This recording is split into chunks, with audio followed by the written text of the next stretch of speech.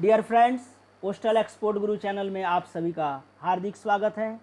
आज की वीडियो में हम लोग देखेंगे कि किस प्रकार के वस्तुओं को पोस्टल चैनल के द्वारा भेजने की मनाही है और ये एक काफ़ी महत्वपूर्ण सब्जेक्ट है और इस विषय पर मैं आपको 2-3 सीरीज लेकर आने वाला हूँ, क्योंकि ये चीज़ जानना काफ़ी ज़रूरी है कि कौन सा प्रोडक्ट आप किस कंट्री को भेज सकते हैं, किस कंट्री में क्या भेज सकते हैं, क्या भेजना मना है। और मोस्ट ऑफ दी प्रोडक्ट जो है हमारे एयर के थ्रू जाते हैं, सो एयरपोर्ट सिक्योरिटी के ज़रिए भी कई बार ये ऑफलोड हो जाते हैं। सो इससे हमें जो हमारा एक्सपोर्ट हो रहा है या हम कोई सामान फॉरेन डेस्टिनेशन में भेज रहे हैं तो हमें दिक्कतें आती हैं। तो चलिए एक बार हम इन सारी चीज़ों के बारे में विस्तार से जानें।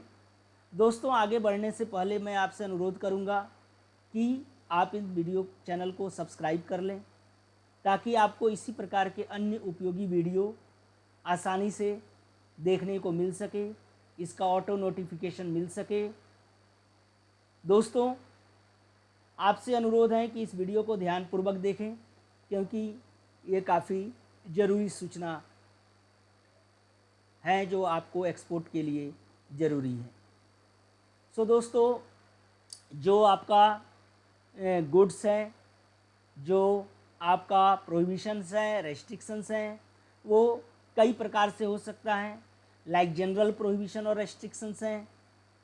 एज पर कस्टम्स आपका प्रोहिबिटेड आइटम्स हो सकता है, चूँकि सारे आइटम्स जो हैं बाई पोस्ट जो है मोस्टली बाई एयर हम लोग बेचते हैं, तो इसमें आपको इंटरनेशनल एयर ट्रांसपोर्ट एसोसिएशन जो आईएटा का रेगुलेशंस हैं उसको भी हमें ध्यान देने की ज़रूरत है। यदि कोई सब्सटेंस जो है, यदि कोई गुड्स जो है, मटेरियल जो है, अगर बाई सरफेस जा रहा है, बाई सी जा रहा है, तो ऐसे में इंटरनेशनल मेरीटाइम्स के रूल्स, मेरीटाइम्स डेंजरस गुड्स के लिस्ट देखने होंगे। और इन सभी के अलावा यदि आप कमर्शियली एक्सपोर्ट कर रहे हैं तो डीजीएफटी ने यदि किसी चीज़ को कमर्शियली मना किया है एक्सपोर्ट करने से, तो वो भी हमें ध्यान में रखना पड़ेगा। दोस्तों, कुछ जनरल प्रोहिबिशंस हैं, जैसे कोई भी इलीगल आइटम है जो इंडिया के लॉ के हिसाब से या जिस देश में भेज रहे हैं उसके लॉ के हिसाब से मना है, तो ऐसे इलीगल आइटम भेजने की मनाही है। कोई भी इंडिसेंट सब्सटेंस हैं, ऑब्सीन सब्सटेंस हैं, सीडीसियस हैं, एस्क्रिलियस हैं, इनको भी नहीं भेजना है। किसी भी प्रकार के जंतु को, जीव को, जानवर को बाई पोस्ट नहीं भेजना है। बीज, लीचेज, सिल्कवर्म वगैरह स्पेशल पैकेजिंग के अंडर में आप भेज सकते हैं। ओपियम है, मॉर्फिन है, कोकीन है या कोई भी नारकोटिक्स पदार्थ हैं, ये भी बाई पोस्ट भेजना मना है। काउंटरफिट या पायरेटेड गुड्स जो हैं वो भी आप नहीं भेज सकते हैं, और कोई भी शार्प इंस्ट्रूमेंट आप नहीं भेज सकते हैं। दोस्तों, इसके अलावा कंट्री टू कंट्री कई चीज़ें वैरी करती हैं। कई देशों में स्पेसिफिक आइटम भेजने की मनाही होती है, तो हमें इन सारी चीज़ों का ध्यान में रखना होगा। मैंने डिस्क्रिप्शंस बॉक्स में एक लिंक पोस्ट किया है, जिस लिंक से आपको पीडीएफ मिल जाएगा, जहां पर आप कंट्री बाई कंट्री किस कंट्री में क्या चीज़ प्रोहिबिटेड है, रेस्ट्रिक्टेड है, इसकी कंप्लीट लिस्ट मिल जाएगी। तो आपको जिस कंट्री में भी एक्सपोर्ट कर रहे हैं, सामान भेज रहे हैं, वहाँ पर ये लिस्ट आप रेफ़र कर लें। नाउ हम लोग डेंजरस गुड्स में आते हैं। डेंजरस गुड्स क्या है?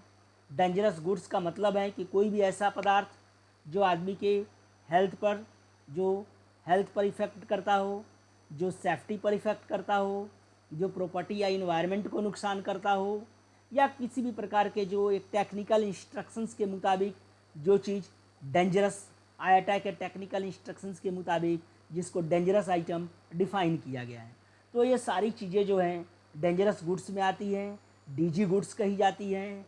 और ये डेंजरस गुड्स जो हैं हमें कभी भी नहीं भेजना है।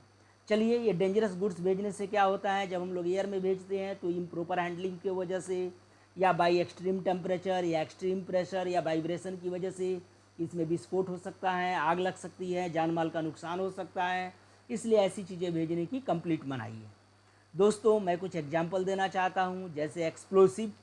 ये 9 कैटेगरी है डेंजरस गुड्स की। जो फर्स्ट कैटेगरी है एक्सप्लोसिव, जिसमें आपके फायर वर्क्स हैं, क्रैकर्स हैं, एम्यूनेशंस हैं, गन पाउडर हैं, फ्लेयर्स हैं, वार्निंग फ्लेयर्स हैं, ये सब नहीं जाएंगे।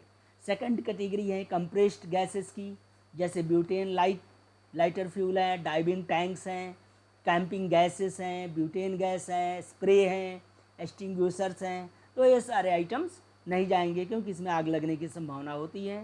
फ्लेमेबल लिक्विड्स लाइक, जैसे वो आपका लाइटर फ्यूल्स हैं, ऑयल लाइटर्स हैं, ऑयल पेंट्स हैं, एडेसोन बॉन्ड्स हैं, फ्लेमेबल परफ्यूम्स हैं।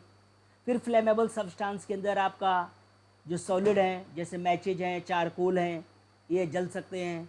Oxidising substance, oxygen generated chemicals हैं, पेरोक्साइड्स हैं, ब्लीचिंग है, ब्लीचिंग पाउडर है, ये सब नहीं जाएगा। टॉक्सिस और इन्फेक्शियस सब्सटेंस, जैसे पेस्टिसाइड्स हैं, एग्रीकल्चरल केमिकल्स हैं, मरकरी कंपाउंड है, बैक्टीरिया हैं, वायरसेस हैं, ये सब नहीं जाएंगे। आपका कोई भी रेडियो एक्टिव मटेरियल्स नहीं जाएगा। वेट मटेरियल्स, वेट बैटरीज हैं, मरकरीज हैं, हाइड्रोक्लोरिक एसिड्स हैं या कोई भी एसिड्स, ये कोरोसिव चीज़ें नहीं जाती हैं। और मिसलेनियस डेंजरस गुड्स जो नाइन्थ हैं, जैसे मैग्नेटिक गुड्स हैं, इंजन्स हैं, सॉलिड कार्बन डाइऑक्साइड्स हैं, लिथियम बैटरीज हैं, ये सब भेजने की मनाही है। दोस्तों, इसके अलावा जो DGFT के ज़रिए आपको एक्सपोर्ट के लिए मनाही किया गया है, जो एक्सपोर्ट को बैन किया गया है इंडिया से, जो director general of foreign trade इसके समय समय पर इंस्ट्रक्शंस निकालते रहते हैं। लाइक आपका मास्क है, तो ये डेंजरस नहीं है लेकिन मास्क की मनाही की गई है भेजने की। या आपका PPE किट है, या आपको गेहूँ है, या आटा है, ये सभी एक्सपोर्ट करने के लिए बैन है। ओनियन है, ये एक्सपोर्ट करने के लिए बैन किया गया है। तो आपको ये सब भी देखते रहना पड़ेगा कि DGFT की तरफ से किन किन चीज़ों को एक्सपोर्ट करने से बैन किया जाता है, क्योंकि बेसिकली जो ऐसे उत्पाद होते हैं उनकी हमें देश में ज़रूरत होती है और इनकी एक क्वांटिटी मेंटेन कर कर देश के अंदर रखनी होती है।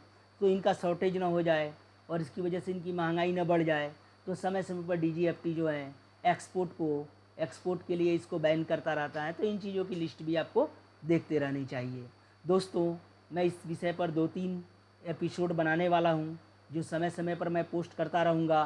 तो आप जो हैं इस वीडियो को ध्यान से देखते रहिए, पोस्टल एक्सपोर्ट गुरु चैनल पर विजिट करते रहें, ताकि आपको जो है इसी प्रकार की अनयूजफुल जानकारियाँ मिलती रहे। और इस वीडियो को मैं अनुरोध करूँगा कि आप अपने दोस्तों के बीच में, एक्सपोर्टर्स के बीच में शेयर करें ताकि उनको भी जानकारी मिल सके। दोस्तों, वीडियो को देखने के लिए बहुत बहुत धन्यवाद। और अनुरोध है कि यदि आपको कोई भी क्वेश्चन है तो आप कमेंट सेक्शन में उसको मेंशन करें और इस वीडियो को सब्सक्राइब करना ना भूलें। धन्यवाद।